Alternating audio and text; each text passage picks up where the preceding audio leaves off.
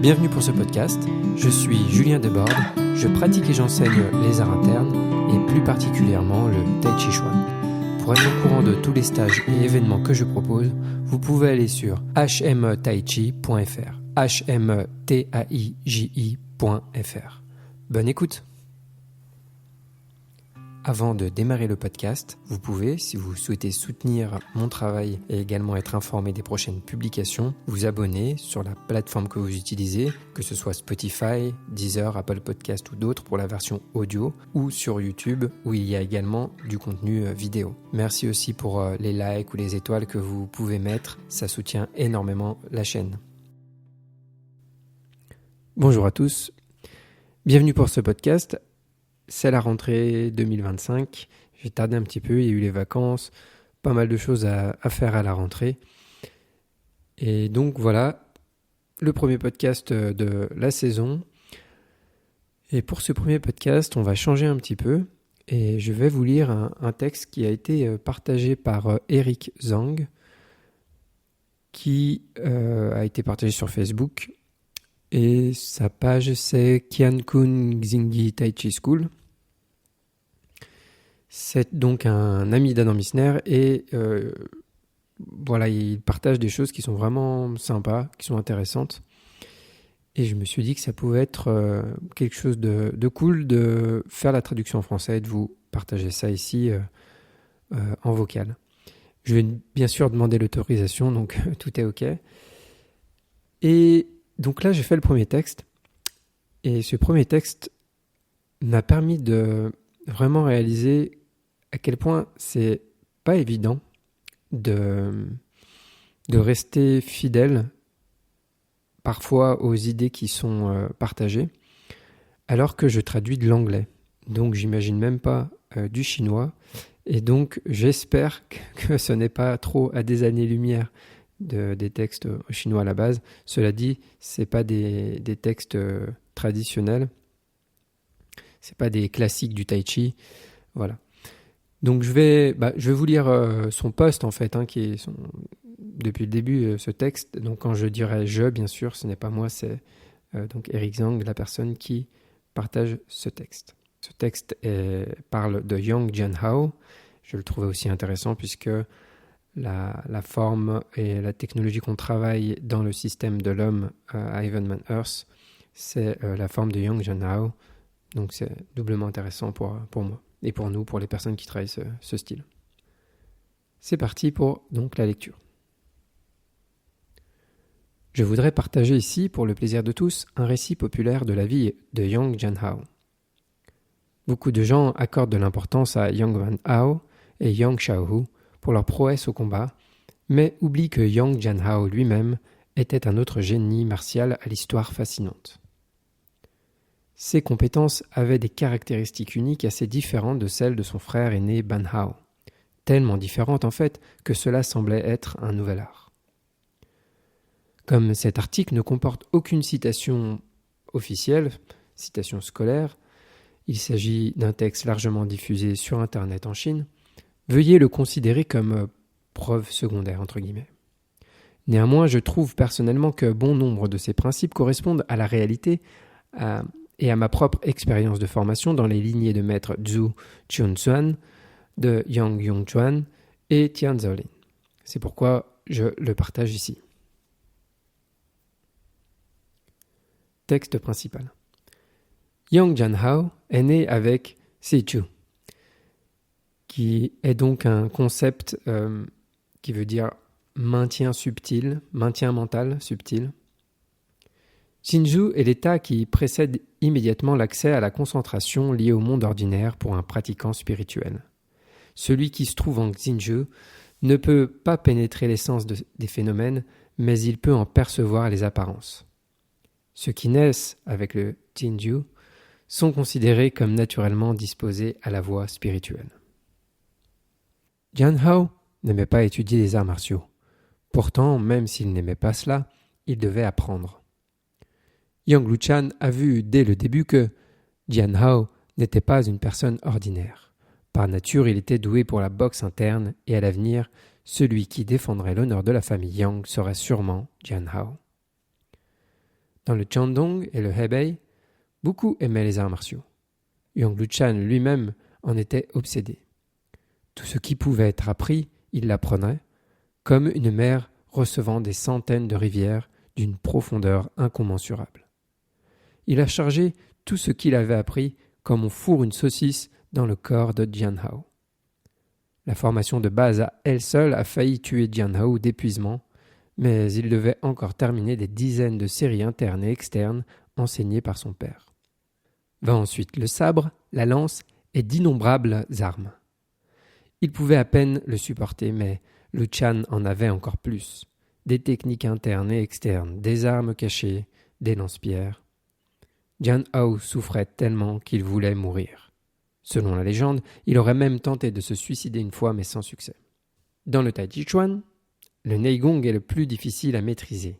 Pourtant, la puissance interne de Jian Hao augmentait rapidement. Pour lui, la pire épreuve était la douleur physique. Il était tellement épuisé que chaque muscle et chaque os lui faisait souffrir le martyre. Mais dans les arts martiaux, l'entraînement de base est primordial. Comme le dit le proverbe, « Endure la plus grande des souffrances pour devenir un homme supérieur ». Finalement, Jian Hao a tenu bon. Il commença à pratiquer les poussées des mains presque sans instruction. Il savait mieux que quiconque neutraliser, Hua Jin, et pouvait déjà envoyer ses adversaires valdinguer. Quand il utilisait le Fa Jin, personne ne pouvait lui échapper. Son Jin était rapide et léger, agile. Luchan était stupéfait. Pourquoi n'est-ce pas comme ce que j'ai appris de la famille Chen? Jian Hao adorait les lance-pierres. Il tirait une bille dans le ciel, puis en frappait une autre en plein vol. Bang! Les deux s'entrechoquaient et se brisaient en 1000 morceaux. Luchan ne pouvait s'empêcher de dire « Mon fils, tu es extraordinaire, tu es pratiquement la réincarnation de Zhang Senfeng. » Jian Hao demanda « Qui est Zhang Senfeng ?» Luchan répondit « Qui est Zhang Senfeng? Je ne sais pas. Mais qui est Zhang Senfeng? C'est toi. » Ceux avec le Xinju, lorsqu'ils entraînent leur puissance interne, s'ils souhaitent avoir du Qi, ils ont du Qi. S'ils souhaitent avoir du Shen, ils ont du Shen. Le Tai Chi Chuan a naturellement pour fonction de guider l'énergie. Une fois passée l'épreuve des muscles et de la peau endolorie, après avoir détendu les hanches et les épaules, sans s'en rendre compte, le dantian de Jian Hao était déjà rempli de Qi. Un pratiquant de Tai Chi capable d'émettre du Zhang Jin, puissance de tout le corps, était considéré comme ayant franchi la porte, selon les termes de l'époque. Mais Jian Hao était différent. Quand il touchait les mains pour Fa Jin, ce qui est arrivé immédiatement, fut King Ling Jin, puissance légère et agile. Qu'est-ce que le King Ling Jin? Li Duachuan a dit « La puissance dure n'est pas aussi bonne que la puissance rigide souple. La puissance rigide souple n'est pas aussi bonne que la puissance enfoncée, coulée et détendue. La puissance coulée et détendue n'est pas aussi bonne que la puissance légère agile, donc King Ling Jin. La puissance légère agile, King Ling Jin, n'est pas aussi bonne que la puissance vide. Il a divisé la puissance en 5 types. La puissance dure, c'est la puissance ordinaire que les gens utilisent. La puissance rigide souple, après avoir pratiqué le tai chi pendant un certain temps, certaines parties du corps sont inégalement rigides et souples. La puissance localisée semble dure au point de contact. La puissance détendue et enfoncée, la puissance de tout le corps qui monte des pieds et arrive instantanément au point de contact, puis la puissance légère et agile, ou King Ling Jin, puissance de tout le corps avec énergie interne, mais légère au point de contact. Et enfin, la puissance du vide, presque aucune sensation au contact, comme une tempête balayant l'herbe à plat. Lorsque des démonstrations pour déterminer la victoire ou la défaite, la plupart des gens ignoraient quelle puissance était utilisée, mais Jian Hao pensait autrement. La puissance doit être utilisée subtilement pour être suprême. Tout en aidant son père à enseigner, il commença à interdire l'utilisation de la puissance brute, demandant aux élèves d'utiliser le Zheng Jin, puissance de tout le corps, et d'apprendre le King Ling Jin. C'est à partir de là que le Tai Chi Chuan de style Yang prit son caractère propre. Lorsque Jian Hao devint chef du clan Yang, il reforma la structure de la forme, le cadre, dans sa forme intermédiaire. Il remplaça de nombreux grands pas par le Chuanzibu. Ainsi, le style Yang se différencia finalement complètement du style Shen. Le King Ling Jin de Jian Hao était extrêmement captivant. Si vous le maîtrisiez vraiment, même sous la souffrance de la mort, vous ne chercheriez pas un autre style. Mais cela exige une grande puissance interne. Sans elle, vous ne pouvez ni l'exécuter, ni même essayer. Beaucoup de membres de la famille Yang et Wu ont passé leur vie à chercher cette puissance. Aujourd'hui encore, certains peuvent l'utiliser, mais comparé à Jian Hao à son époque, ils sont loin derrière. Il ne jouait pas avec ses puissances, il l'utilisait. En fait, le simple fait de pouvoir émettre le Zheng Jin est déjà très difficile, et le Qingling Jin, puissance légère agile, est encore plus rare. Dans les compétitions modernes de pousser des mains, les gens utilisent principalement une puissance dure ou rigide souple. Rarement la véritable puissance Tai Chi de tout le corps. Au fur et à mesure que les humains ont évolué de 4 pattes à 2 pattes, la colonne vertébrale a changé, les articulations des hanches se sont comprimées. À mesure que le cerveau est devenu plus intelligent, la fonction intégrée des membres et du corps a décliné. C'est peut-être le prix de l'intelligence. La pratique du Tai Chi Chuan vise à inverser cette tendance. Aligner le coccyx, desserrer les 2 hanches. La meilleure façon de desserrer les hanches est la pratique du cadre bas et la marche à petits pas. La distinction entre vide et plein réside dans les articulations des hanches. La sensation de relâchement est comparable à celle de l'huile qui coule goutte à goutte dans un roulement rouillé. Le relâchement se fait progressivement. Lorsque pendant la pratique vous sentez automatiquement les 2 hanches, cela signifie qu'elles ont commencé à se détendre. Du premier relâchement à un relâchement complet, cela peut prendre des mois, voire des années. Observez régulièrement le relâchement effectué avec habileté. Le relâchement de toutes les articulations intervient plus tard. Au début, le relâchement des hanches est primordial. Après avoir relâché les hanches et aligné le coccyx, détendez également les chevilles, sinon les muscles des chevilles gonfleront et vous feront mal. Une fois les hanches et les chevilles relâchées, tout le corps peut déployer sa puissance. La puissance globale du corps semble avancer, mais devrait être plus facile que la puissance des mains. Elle se propage. Pieds, jambes, taille, corps, bras, poignets, point de contact. Chez les premiers pratiquants de Tai Chi, même si les hanches et la taille se relâchent, ils ont souvent peu de puissance interne atteignant les poignets. C'est pourquoi le relâchement des poignets est crucial mais négligé. Manquant de puissance dans les mains, ils n'utilisent que la puissance dure ou rigide souple. Ainsi, dès le début, si une puissance relaxée est émise, elle provient du haut du bras ou de l'avant-bras et non du torse ou de la main, un point malheureusement rarement mentionné. Seul Jian Hao était véritablement une main sacrée, adhérente divine. Une fois qu'il vous touchait, vous ne pouviez plus vous échapper. Son principe, 1 léger, 2 entiers, 3 fermeté, 4 agilité. Que signifie 1 léger, 2 entiers? Lorsque nous poussons un chariot ou un mur, nous utilisons le Zheng Jin, la force de tout le corps. Mais même pour percer le papier d'une fenêtre avec un doigt mouillé de salive, nous pouvons encore utiliser la force de tout le corps avec légèreté. C'est cela, 1 léger, 2 entiers. Et Jian Hao savait le faire. Il considérait que la légèreté et l'agilité étaient les plus importantes. Si vous étiez vraiment agile, vous n'avez pas besoin d'exercer d'abord la force de vos mains. Jian Hao a légèrement modifié la dernière phrase de Wu Yuxuan, la transformant en « Lorsqu'on bouge une fois, tout le corps doit être léger, agile et entièrement connecté. Le chi doit être expansif, le shen contenu à l'intérieur. Il ne doit y avoir aucun défaut, aucune protubérance ou creux, aucune rupture. Enracinez-vous dans vos pieds, passez par vos jambes, commandez à partir de la taille, exprimez-vous du bout des doigts. Des pieds aux jambes en passant par la taille, cela doit être un jin continu. » Extrait des méthodes de Tai Chi Chuan de la famille Yang de Chen Longjian. Yang Jian, ou Yang Jian Hao, était appelé troisième monsieur, ou plus tard, dans sa vieillesse, l'ancien.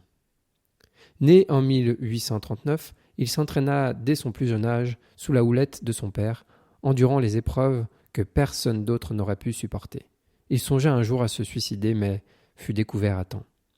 Ses talents de combattant étaient exceptionnels, sa boxe alliait à la perfection force et souplesse. Il maîtrisait toutes les armes, sabre, épée, lance, bâton long, rien ne lui échappait. D'un caractère doux, il se battait rarement avec les autres. Il avait de nombreux disciples. Un seul de ses conseils lui permettait de progresser. Il est décédé sans maladie au cours de la 6e année de la République, 1917. Quelques heures avant sa mort, un rêve l'avait prévenu. Il a convoqué sa famille et ses disciples, leur a donné des instructions, s'est lavé, s'est changé et s'est éteint en souriant. La forme à cadre large, 85 postures, de Yang Chengfu dérivaient légèrement modifiés du cadre de Yang Jianhao. Les poussées des mains à pas fixes et les 4 mains principales étaient ses créations. Le Dalu et les 4 mains principales en mouvement de Yang ont également été créés par lui. Ses disciples les plus célèbres sont Su Yucheng et Li Jinglin. Remarque. Jianhao enseignait également personnellement à d'autres élèves, mais leur demandait de s'incliner formellement devant Cheng Fu afin de renforcer la réputation de son fils. Parmi ses élèves figuraient Tian Zhaolin, Niu Chunming, Li Yuachuan et Wang Wangquan.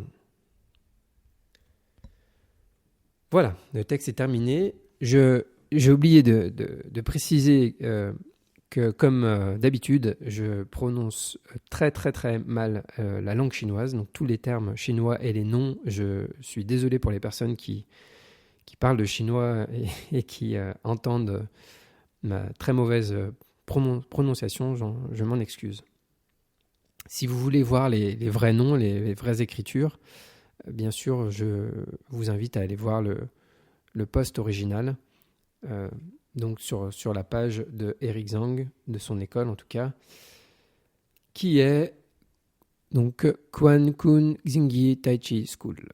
Voilà, sinon n'hésitez pas à me demander si vous ne retrouvez pas, je vous enverrai le lien avec plaisir. Eh bien écoutez, moi j'ai beaucoup aimé ce texte. C'est sympa les textes comme ça qui racontent des bouts de vie et qui bien sûr en racontent aussi beaucoup sur le tai chi. Est-ce que ça peut être? Est-ce que ça pourrait être? Et c'est pour ça que je les partage avec vous. Donc j'espère que ça vous a plu et je vous souhaite une très bonne pratique. À bientôt. Merci encore à toutes les personnes qui me soutiennent sur Tipeee. Et je vous rappelle que pour vous abonner au cours en ligne d'Adam Missner Discover Tai Chi, vous pouvez utiliser mon lien d'affiliation qui est en description ou sur mon site hmetaichi.fr et vous aurez, en vous inscrivant, accès à 1 mois gratuit. Je précise aussi que ce cours est sous-titré en français. Donc n'hésitez pas à essayer ce cours en ligne. Vous avez 1 mois gratuit sans engagement. Très bonne pratique à vous et à bientôt.